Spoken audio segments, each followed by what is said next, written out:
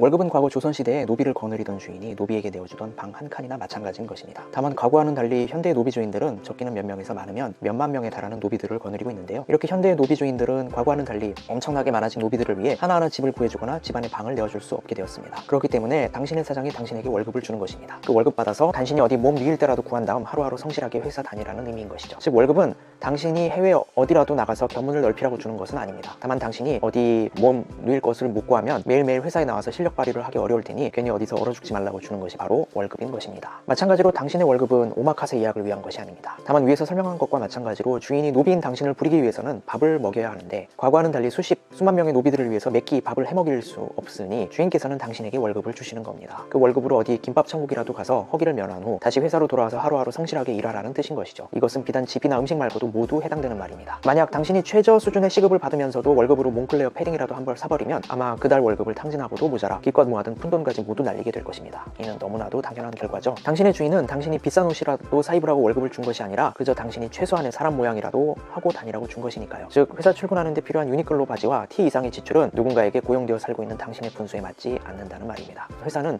노비를 위해 만들어진 것이 아니기 때문입니다. 왜냐하면 회사의 주인은 직원이 아니라 오너이니까요. 주식회사라면 주주들이 회사의 주인일 테고 그렇지 않다면 사장이 회사의 주인이라는 말입니다. 그렇기 때문에 당신에게 사장은 마치 스크루지처럼 보일 수 있습니다. 자신은 한남동 살고 제네시스 타면서 기사까지 둘 정도로 부유하지만 당신 월급으로 나가는 돈은 단돈 1,000원도 아까워하는 게 사장이니까요. 이 사실이 너무 화가 나시나요? 사장은 당신 덕분에 잘 먹고 잘 사는 것 같은데 당신은 간신히 연명하고 있다는 사실이 너무 분하신가요? 그래서 월급 함부로 쓰면 안 된다고 말씀드린 것입니다. 그렇게 돈 귀하게 생각하면서 아끼고 또 아껴서 당신 이름 앞으로 된 자산을 늘려야만 합니다. 당신에게 월급 주는 사장에게는 회사라는 자산이 있고 당신이 월세 내는 집주인에게는 원룸이라는 자산이 있으니 당신에게는 당신 이름 박힌 자산이 있어야 합니다. 그렇게 하지 못하면 당신은 한평생 남 좋은 일만 하다가 죽게 될 테니까요. 물론 간신히 목숨이나 부지하라고 준 것이 월급인 만큼 그달 먹고 살기에 팍팍한 것이 사실입니다. 하지만 그 월급을 아끼고 또 아껴서 그것도 모자라면 투잡 쓰리잡 하면서 어떻게든 1억부터 손에 쥐어야만 합니다. 물론 쉽지 않은 일이지만 아주 불가능한 일도 아닙니다. 당신이 미래를 위해 현재의 욕구를 절제하기만 한다면 말입니다. 그렇게 해서 1억을 모으고 나면 당신은 누가 안 시켜도 1억이 갈 곳을 눈에 불을 켜고 찾게 되실 겁니다. 다들 그렇게 노비 신세를 벗어나고 작게나마 주인 노릇을 시작하게 되죠. 그러므로 당장 국밥에 소주가 달달하다고 해서 하루 이틀 한 달 두 달 뭉개면서 살지 마십시오. 그렇게 어영부영 하다가 보면 순식간에 마흔이 되고요. 그때까지 정신 못 차리면 죽는 순간까지 남이 회사에 다니면서 남의 집에 새들어 살아야만 하게 될 테니까요.